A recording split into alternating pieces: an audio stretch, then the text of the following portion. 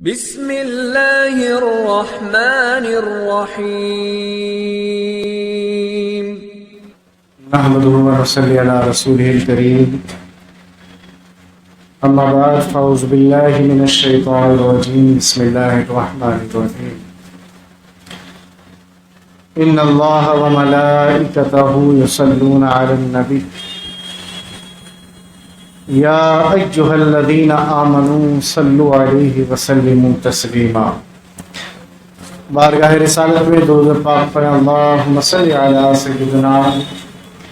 و مولانا محمد معدن الجود والکرم وآلہ الکرام وابنہ الکریم وبارک وسلم صلوا علیہ صلاۃ و سلام علیک یا رسول اللہ صلی اللہ تعالی علیہ وسلم۔ اللہ رب العزت قرآن مجید فرقان حمید میں ارشاد فرماتا ہے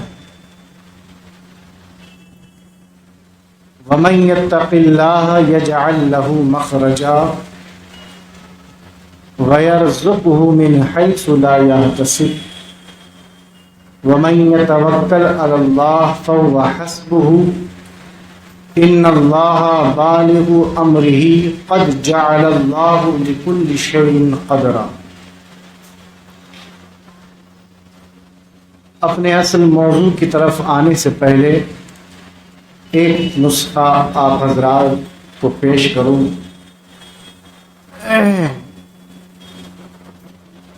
جیسے جمعہ میں بھی بیان کیا تھا کہ آج بہت سے لوگوں کی یہ گزارشات اور ان کی زبان پر یہ بات رہا کرتی ہے کہ سب کچھ ہونے کے باوجود جس طرح سے روزگار میں ترقی اور برکتیں ہونا چاہیے وہ برکتیں آج میسر نہیں ہیں۔ بہت سے لوگ کہتے ہیں، دعا کرنے کے لیے بھی کہتے ہیں کہ جیسے حالات پہلے تھے اب وہ حالات بدل چکے ہیں اور برکت نہیں رہی، روزگار ختم ہوتا چلا جا رہا ہے۔ تو اس تعلق سے اللہ تبارک و تعالی نے قرآن مجید فرقان حمید میں وضاحت کے ساتھ قرآن کی آیات کو نازل فرمایا۔ اللہ رب العزت قرآن میں ارشاد فرماتا ہے وَمَن يَتَّقِ اللَّهَ يَجْعَل لَّهُ مَخْرَجًا، یعنی جو اللہ سے ڈرتا ہے، جو اپنے دل کے اندر اللہ کا خوف رکھتا ہے، تو رب ارشاد فرماتا ہے کہ اللہ تبارک و تعالی اس کے لیے نجات کے راستوں کو کھول دیتا ہے۔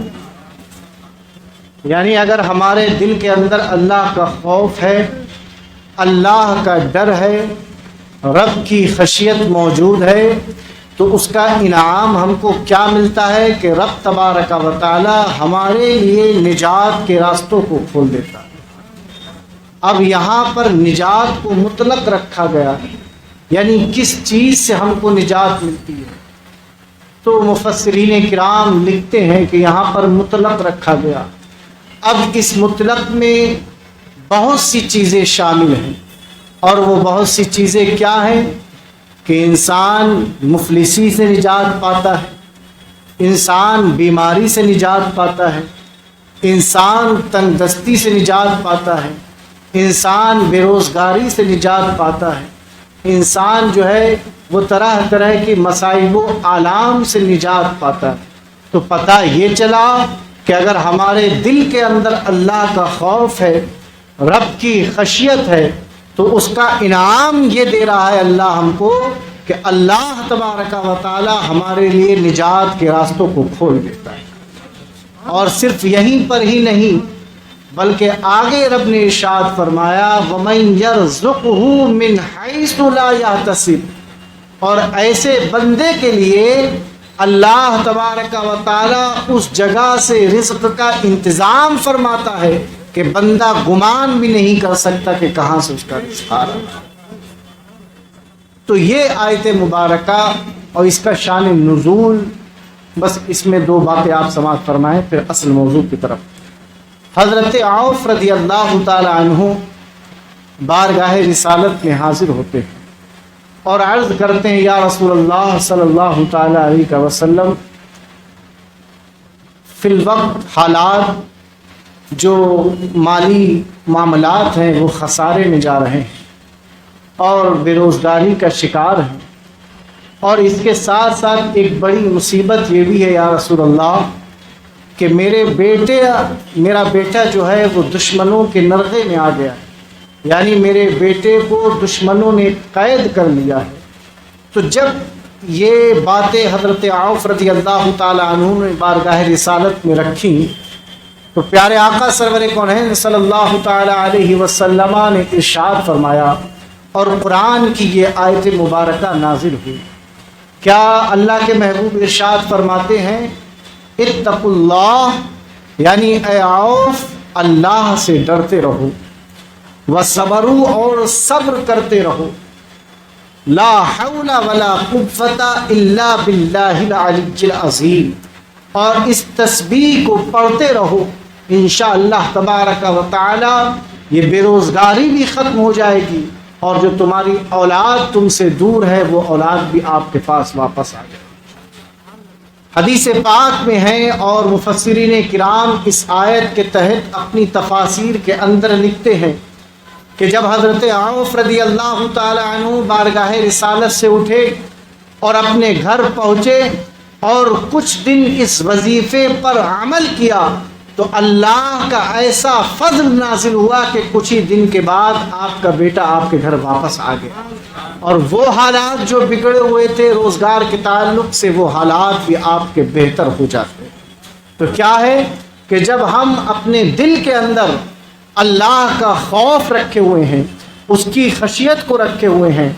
اور اللہ سے ڈر رہے ہیں تو اللہ تبارک و تعالی رزق کے دروازوں کو ہمارے لیے کھول دیتا ہے۔ اب ڈر کا مطلب کیا ہوتا ہے، خوف کا مطلب کیا ہوتا ہے کہ انسان ایسا تو نہیں کہ نماز اس نے چھوڑ دی، روزہ چھوڑ دیا اور شام کے ٹائم عشاء کے بعد ایک وظیفہ وہ پڑھنے لگا اور یہ وظیفہ جو ہے وہ روزگار کا ہے کہ اسی وظیفے میں ہمارا روزگار اچھا ہو جائے، تو نہیں۔ ڈر اور خوف کا مطلب یہ ہوتا ہے کہ اللہ تبارک و تعالی نے جن باتوں کے کرنے کا حکم دیا آپ ان پر عمل کریں اور جن باتوں سے منع کیا اس سے باز آ جائیں، یہ اللہ کا خوف ہوتا ہے۔ لیکن آج جب ہم اپنے حالات پر غور و فکر کرتے ہیں اور معاشرے کو دیکھتے ہیں تو اس کے بالکل برخلاف ہے، یعنی جن باتوں کا اللہ نے کرنے کا حکم دیا ہے ہم ان سے دور ہیں اور جن سے منع کیا ہے انہی کاموں کے اندر آج ہماری قوم جو ہے وہ مشغول ہوتی چلی جا رہی ہے۔ تو اس کے حالات اور اس کا نتیجہ بھی آج ہمارے سامنے موجود ہے۔ تو رب نے ارشاد فرمایا کہ رب تبارک و تعالی ایسی جگہ سے بندے کے رزق کا انتظام کرتا ہے کہ بندہ گمان بھی نہیں کر سکتا، اور پھر آگے اللہ ارشاد فرماتا ہے وَمَن يَتَوَكَّلْ عَلَى اللَّهِ فَهُوَ حَسْبُهُ، اور جو اللہ پر توکل کرتا ہے، اللہ پر بھروسہ کرتا ہے تو یہ اس کے لیے کافی ہو جایا کرتا ہے۔ ان اللہ بالغ امرہ قد جعل اللہ لکل شیء قدرا، اور اللہ تبارک و تعالیٰ کے جو معاملات ہیں اگر اللہ تبارک و تعالیٰ نے کسی بات کی ضمانت دے دی تو رب تبارک و تعالیٰ اس بات کو پورا کرتا ہے۔ قد جعل اللہ لکل شیء قدرا، لیکن ہر چیز کا ایک وقت متعین۔ اب ہمارے لیے کیا اچھا ہے اور کیا اچھا نہیں ہے یہ ہم سے زیادہ ہمارا رب جاننے والا ہے۔ اگر انسان یہ کہے کل ہمارے پاس محلات آ جائیں، کل ہمارے پاس مال و دولت اکٹھا ہو جائے تو یہ نہیں، اللہ تبارک و تعالی جانتا ہے کہ جو تم دعا کر رہے ہو اور جس چیز کو تم طلب کر رہے ہو وہ چیز تمہارے لیے بہتر ہے یا نہیں بہتر ہے۔ اگر وہ بہتر ہوتی ہے تو پھر اللہ تبارک و تعالی لکل شیء قدرا، یعنی رب تبارک و تعالی نے ہر چیز کی ایک مقدار اور ایک وقت متعین کر رکھا ہے۔ آپ مانگ رہے ہیں لیکن جب رب تبارک و تعالی جس کو جب چاہے گا اسی وقت وہ ان چیزوں کا انتظام اللہ تبارک و تعالی فرماتا ہے۔ جیسے مثال کے طور پر، اور کبھی کبھی ایسا بھی ہوتا ہے کہ اگر ہم نے کسی چیز کی دعا کی تو وہ ہمارے لیے نہیں بلکہ ہماری نیکیاں جو ہیں وہ کبھی کبھی ہماری نسلوں کو بھی فائدہ دیتی. اس کی ایک مثال میں نے جمعہ میں بیان کی تھی، پھر میں عرض کرتا ہوں. اس کی ایک مثال یہ ہے کہ جب حضرت موسیٰ علیہ السلام اور حضرت خضر علیہ السلام، جو واقعہ آپ حضرات نے سنا ہوگا، سورہ میں پارے کے اندر اس کو صراحت کے ساتھ اللہ تبارک و تعالیٰ نے ذکر کیا ہے کہ جب آپ ایک گاؤں میں پہنچے اور پہنچنے کے بعد جب ان گاؤں والوں نے ان دونوں کی خاطر اور تواضع نہ کی، اور جب اس گاؤں سے یہ دونوں حضرات واپس ہونے لگے تو اس گاؤں سے واپسی کے وقت پہ ایک دیوار جو گرنے والی تھی، حضرت خضر علیہ السلام نے اس دیوار پر ہاتھ لگایا اور اس کو سیدھا کر دیا. حضرت موسیٰ علیہ السلام نے کہا کہ ان گاؤں والوں نے ہم سے کسی چیز کی پوچھ گچھ نہ کی اور ہم سے بری بری باتیں، غلط باتیں کی، تو آپ اس گاؤں والوں کی مدد کر رہے ہیں، ان کی دیوار کو سیدھا کر رہے ہیں. تو حضرت خضر علیہ السلام نے ارشاد فرمایا کہ اس دیوار کے نیچے ایک خزانہ موجود ہے، اور اس خزانے کے جو وارثین ہیں، جو مالکین ہیں، وہ چھوٹے چھوٹے یتیم بچے ہیں، ان کی والدین کا انتقال ہو گیا ہے. اگر یہ دیوار گر جاتی تو خزانہ باہر آ جاتا اور لوگ اس کو لوٹ لیتے اور ان یتیموں کے ہاتھ کچھ نہ آتا. اس لیے میں نے اس دیوار کو سیدھا کر دیا اور یہ خزانہ اس کے اندر موجود رہے گا. جب یہ بچے بڑے ہو جائیں گے تو پھر ان کو یہ خزانہ مل جائے گا. اب انہوں نے چھوٹے چھوٹے یتیم بچے ہیں، ان کی کوئی نیکی نہیں ہے، لیکن حضرت خضر علیہ السلام نے اس دیوار کو کیوں سیدھا کیا؟ تو مفسرین کرام اپنی اپنی تفاسیر کے اندر لکھتے ہیں کہ ان کے والدین کی کوئی نیکی تھی، یا ایک مفسر لکھتے ہیں کہ ان کی جو پشتیں گزری تھی، ان پشتوں میں 7ویں پشت میں جو ان کے باپ تھے، ان کی کوئی ایک نیکی تھی. اس نیکی کا فائدہ آج ان یتیم بچوں کو ملا کہ اللہ تبارک و تعالیٰ کے حکم سے حضرت خضر علیہ السلام نے ان کے مال کو لوٹنے نہ دیا اور دیوار کو سیدھا کر کے ان کے مال کی حفاظت فرمائی. پتہ یہ چلا کہ اگر ہم کوئی نیکی کر رہے ہیں تو یہ ضروری نہیں کہ اس نیکی کا فائدہ ہم کو ملے، ہمارے جو اولاد ہے، ہماری جو نسلیں ہیں، یا ہمارے جو عزیز و اقارب ہیں، ان کو بھی ہماری نیکیوں کا فائدہ مل سکتا ہے.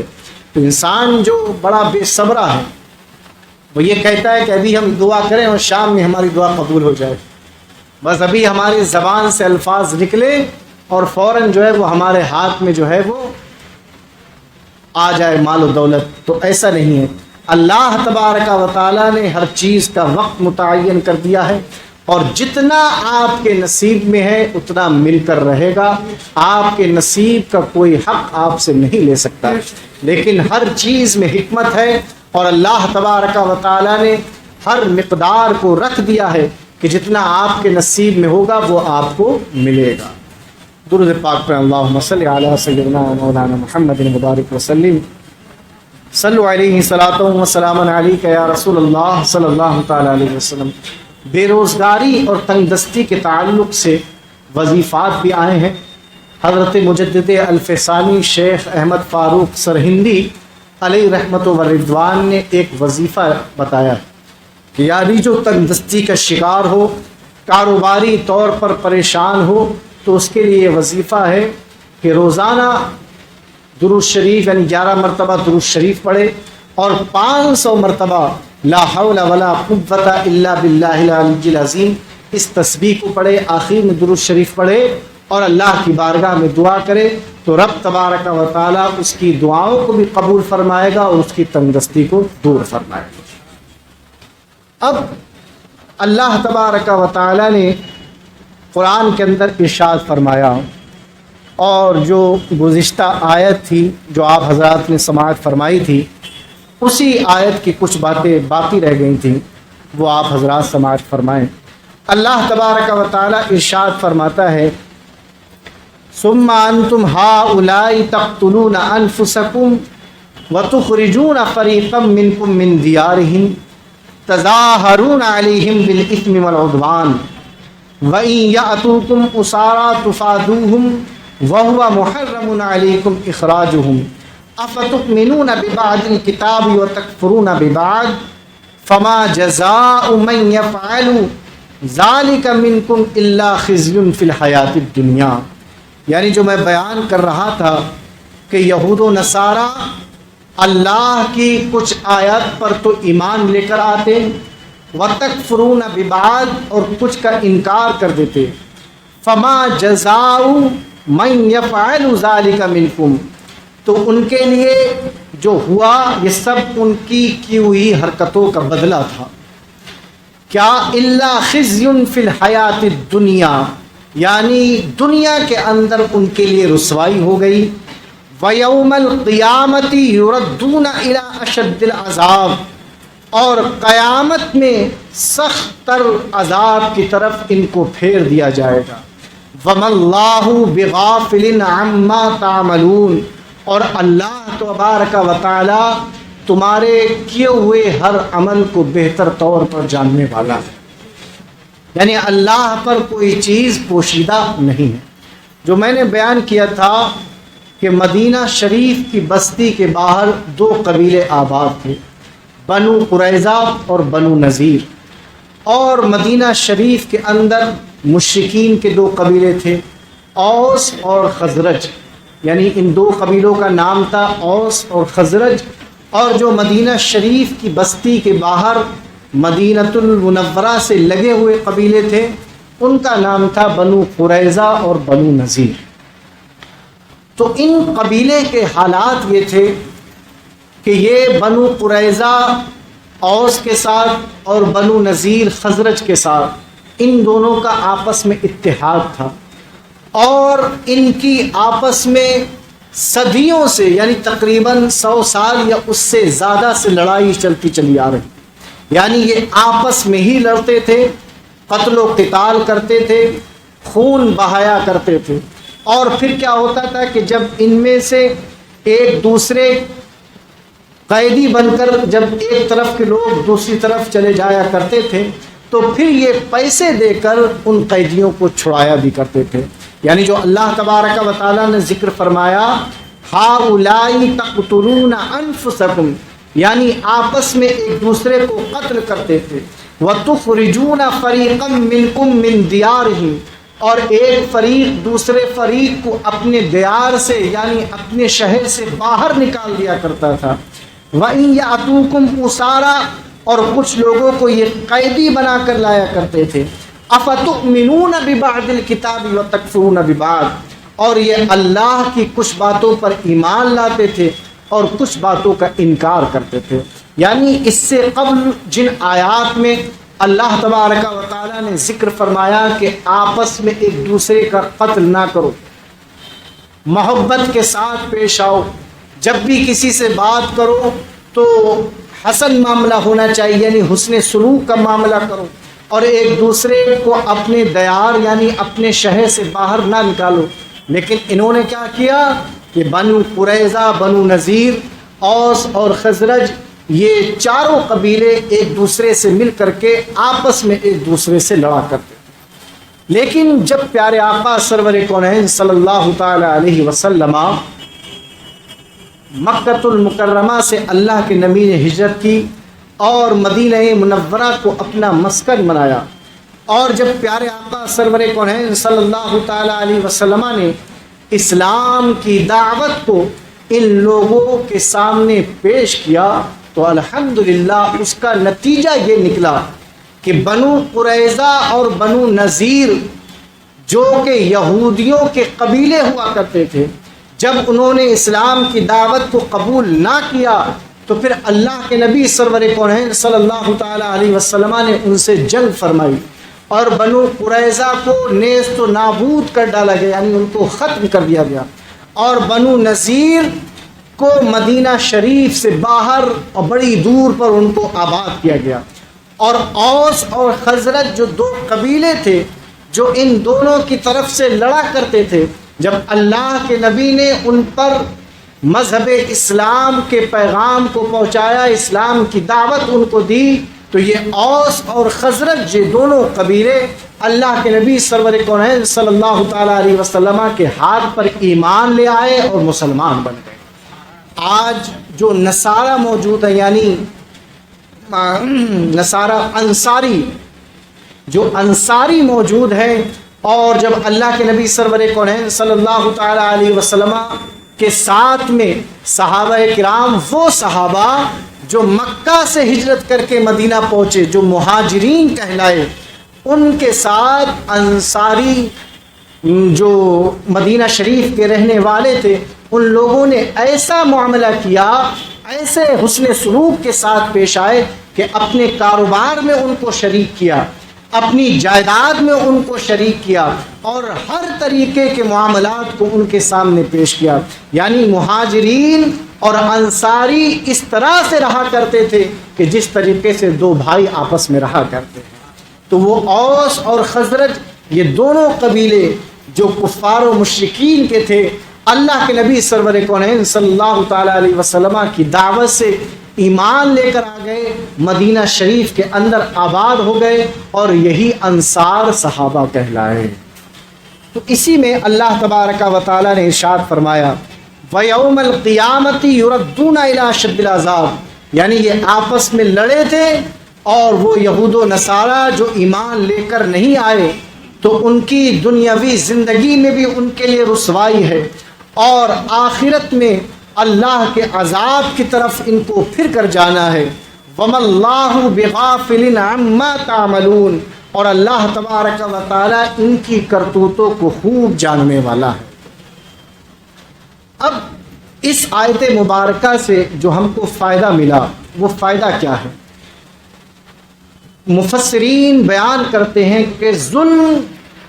اور حرام پر مدد دینا بھی حرام ہے۔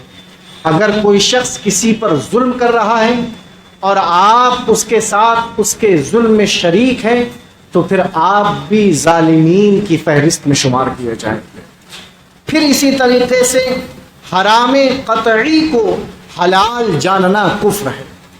بنی اسرائیل نے قتل و غارت کو حلال جانا، انہیں کافر کہا گیا۔ یعنی جس چیز کا ذکر قرآن کے اندر آ جائے کہ اللہ نے ارشاد فرما دیا شراب حرام ہے، جوا حرام ہے، زنا حرام ہے، سود اور بیاج حرام ہے، قتل و غارت گری حرام ہے، اب اگر کوئی شخص اس حرام چیزوں کو حلال جان رہا ہے، شراب کو حرام نہیں حلال جان کر پی رہا ہے، یا جوئے کو حرام نہیں بلکہ حلال جان کر پی رہا ہے، یا زناکاری کو حرام نہیں وہ حلال سمجھ رہا ہے، تو در حقیقت وہ قرآن کی آیت کو جھٹلا رہا ہے۔ اور جب قرآن کی آیت کو جھٹلا رہا ہے تو قرآن کی ایک ایک آیت ایک ایک لفظ پر ایمان لانا ضروری ہے۔ اب قرآن کی آیت کا آپ نے انکار کر دیا، اس انکار کرنے کی وجہ سے بندہ جو ہے وہ اسلام سے خارج ہو جاتا ہے اور کافر ہو جاتا ہے۔ تو یہ فائدہ ہم کو ملا کہ جو اللہ تبارک و تعالیٰ نے جن چیزوں کو حلال کیا ہے،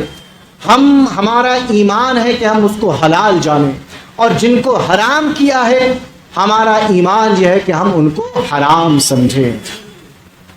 پھر تیسرا فائدہ اس قرآن کی آیت سے ہم کو یہ حاصل ہوتا ہے کہ کتاب الہی کے ایک حکم کا انکار بھی کفر ہے، جیسے کہ ساری کتاب کا انکار، اسی طرح ایک پیغمبر کا انکار بھی کفر ہے جیسے سب کا انکار ہے۔ اللہ کے جتنے نبی اور رسول آئے ہیں، ہر پیغمبر پر، ہر رسول پر اور ہر نبی کے اوپر ایمان لانا ضروری ہے۔ اگر کسی ایک نبی کا بھی بندہ انکار کر دے تو یہ انکار جو ہے وہ اس کو کفر تک لے کر جاتا ہے۔ چوتھا فائدہ یہ ہے کہ کفر کے ہوتے نیک کام بیکار ہے، کہ یہود کا قیدیوں کو چھوڑنا بیکار ہوا۔ مطلب یہ ہے کہ آپ کفر بھی کریں، معاذ اللہ رب العالمین کفر میں اپنی زندگی گزاریں، اور نیک کام بھی کریں، اور یہ نیت رکھیں کہ اس نیک کام کا ہم کو فائدہ ملے گا، تو وہ نیک کام کرنا بیکار ہے۔ مورخین لکھتے ہیں کہ جو کفار و مشرکین اس دنیا کے اندر نیک کام کرتے ہیں تو ان کو اس نیکی کا بدلہ اسی دنیا کے اندر مل جاتا ہے، آخرت کے اندر ان کا کوئی حصہ نہیں۔ بندہ مومن کی شان یہ ہے کہ اگر ہم کوئی نیک کام کرتے ہیں تو دنیا میں بدلہ ملے نہ ملے، اللہ تبارک و تعالی آخرت میں اس کا صلہ ہم کو ضرور عطا فرماتا ہے۔ پانچواں فائدہ اس آیت سے ہم کو یہ ملتا ہے کہ کسی کی طرفداری میں دین کی مخالفت کرنے سے علاوہ اخروی عذاب کے کبھی دنیا میں بھی رسوائی آ جاتی ہے کہ معاذ اللہ رب العالمین کسی کی طرفداری میں لگے ہوئے ہیں، کسی کی باتوں میں ہاں ملا رہے ہیں، اور اگر اس کی باتیں قرآن اور حدیث کی مخالفت کر رہی ہیں یا اس کی طرفداری ایسی ہے کہ جس طرفداری میں جو ہے وہ قرآن اور حدیث کی مخالفت ہو رہی ہے، تو آخرت میں تو ایسے بندے کے لیے عذاب ہے ہی، لیکن اللہ تبارک و تعالی اس دنیا کے اندر بھی ایسے بندے کو رسوا فرما دیتا ہے۔ چھٹا فائدہ یہ ملا کہ جو دوسروں کی وجہ سے اپنی قوم کو ذلیل کرے گا وہ خود ذلیل ہو جائے گا کہ جوڑنے کے رشتوں کو جوڑو اور توڑنے کے رشتوں کو توڑو۔ یعنی آج یہ بڑے حالات بنتے چلے جا رہے ہیں کہ انسان اور آج ہماری قوم جو ہے وہ غیروں کی نگاہ میں اچھا بننے کے لیے اپنے مسلمانوں کو نقصان پہنچا رہے ہیں۔ بڑی اس کی مثالیں جب آپ نگاہ اٹھا کر دیکھیں گے تو سامنے موجود ہیں کہ ہم دوسروں کی نگاہ میں اچھے بن جائیں، چاہے ہماری قوم جو ہے وہ ہمارے کردار سے اس کو نقصان پہنچتا ہو یا وہ ہم سے پریشان ہوتی ہو، لیکن کیا ہے کہ دوسروں کی نگاہ میں ہم اچھی بن جائیں۔ تو مفسرین کرام لکھتے ہیں کہ ایسا بندہ جو ہے وہ دنیا کے اندر بھی جو ہے وہ رسوا ہوگا، اور آخرت میں بھی اللہ تبارک و تعالیٰ نے ایسے بندے کے لیے عذاب رکھا ہے۔ تو جو رشتے جوڑنے والے ہیں ان کو جوڑو، اور جو رشتے توڑنے والے ہیں ان کو توڑنے کا حکم ہے۔ ساتواں فائدہ یہ ملا کہ جائز وعدوں کو پورا کرنا اور ناجائز وعدوں کو توڑ دینا ضروری ہے۔ یعنی اگر آپ نے کسی سے جائز وعدہ کیا ہے تو اس جائز وعدے کو تو پورا کرنے کا حکم ہے، اور معاذ اللہ رب العالمین اگر کسی سے ناجائز وعدہ کر لیا کہ چلنا شام میں چلیں گے فلاں ہوٹل پہ بیٹھ کر معاذ اللہ شراب پئیں گے، یا فلاں جگہ جا کر ہم عیاشی کریں گے، یا فلاں جگہ جا کر ہم جوا بازی کریں گے، تو ایسا ناجائز وعدے کو توڑنے کا اللہ تبارک و تعالیٰ نے حکم فرمایا ہے کہ جائز وعدوں کو پورا کرنا اور ناجائز وعدوں کو توڑ دینا ضروری ہے۔ بنی اسرائیل نے اوس و خزرج سے ناجائز وعدے کیے اور پھر ان پر قائم رہے، اس پر رسوائی اور عذاب کے مستحق ہوئے۔ تو پتہ یہ چلا کہ جو چیزیں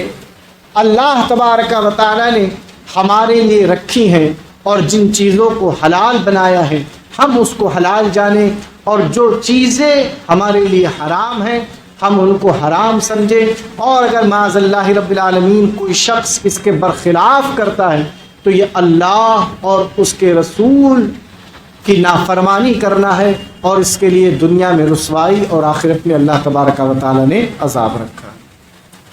اللہم صلی علی سیدنا و مولانا محمد معدن الجود والکرم وآلہ الکرام وابنہ الکریم وبارک وسلم صلو علیہ صلاۃ و سلام علیک یا رسول اللہ صلی اللہ تعالی علیہ وسلم۔ یا اللہ یا رحمان یا رحیم، پروردگار عالم ہم سب کو حلال و حرام میں امتیاز کی توفیق عطا فرما۔ یا اللہ ہم سب کو رزق حلال کھانے اور کمانے کی توفیق عطا فرما، رزق حرام سے بچنے کی توفیق عطا فرما۔ مولا بالخصوص ہماری عبادات کو اپنی بارگاہ میں قبول فرما۔ یا اللہ جو کچھ بیان ہوا اس پر ہم سب کو عمل کرنے کی توفیق عطا فرما۔ یا اللہ ہم سب کو قرآن و حدیث کا فہم عطا فرما۔ مولا ہم سب کے قلوب کو، ہمارے ذہن کو اور ہمارے سینے کو کشادہ فرما۔ مولا اللہ اور اس کے رسول اور قرآن اور حدیث کے علوم کو مولا ہمارے سینوں کے اندر وابستہ فرما۔ مولا ہمارے سینوں کے اندر جمع فرما۔ مولا بالخصوص ہمارے عقیدے کی اور ہمارے ایمان کی حفاظت فرما۔ سبحان ربک رب العزت عما یصفون وسلام علی المرسلین والحمد للہ رب العالمین۔